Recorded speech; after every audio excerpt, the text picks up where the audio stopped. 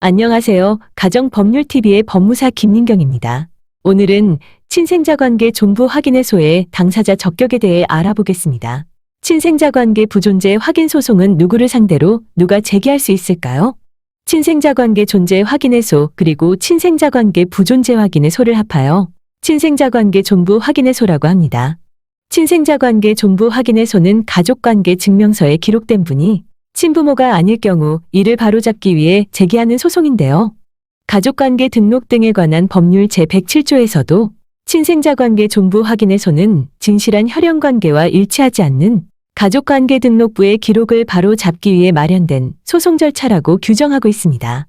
물론 가족관계는 혈연뿐 아니라 입양 등 당사자의 의사를 기초로도 형성되지만 어떻든 잘못된 가족관계를 바로잡기 위해서 마련된 절차임에는 틀림없습니다. 대법원 2016무 2510 판결 참조. 실무에서는 친생자관계 존재 확인의 소보다는 친생자관계 부존재 확인의 소가 훨씬 많습니다. 실제로 친부모라고 해도 가족관계 등록부에 등재되지 않으면 법률상 부모자식으로 인정되지 않아서 상속도 받을 수 없고 부모자식으로서의 권한과 의무도 없습니다. 따라서 잘못된 가족관계를 바로 잡기 위해서 친생자관계 존부 확인의 소를 제기하게 되는데요. 그러면 누가 원고가 되고 누가 피고가 될까요? 1. 원고 적격.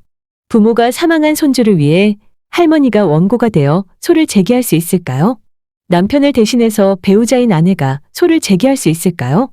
원고 적격이란 소송을 제기할 수 있는 사람, 즉 소를 제기할 수 있는 당사자 적격을 말합니다.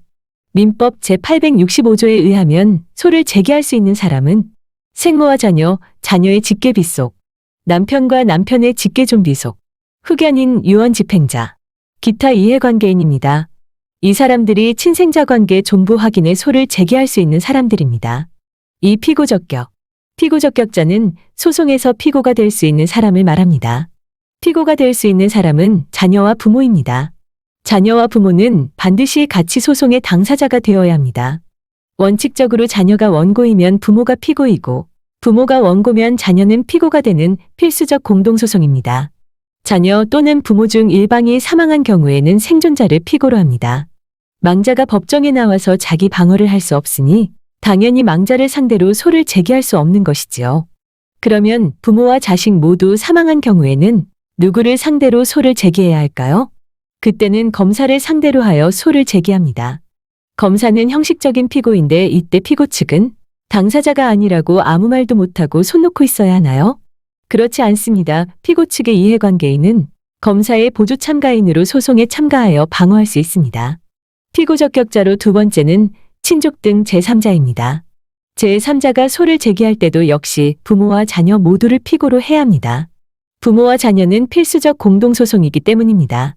여기서 친족 등 제3자가 이해관계인으로 원고 적격이 있다고 했는데 그러면 친족이라면 모두 원고가 될 수 있을까요?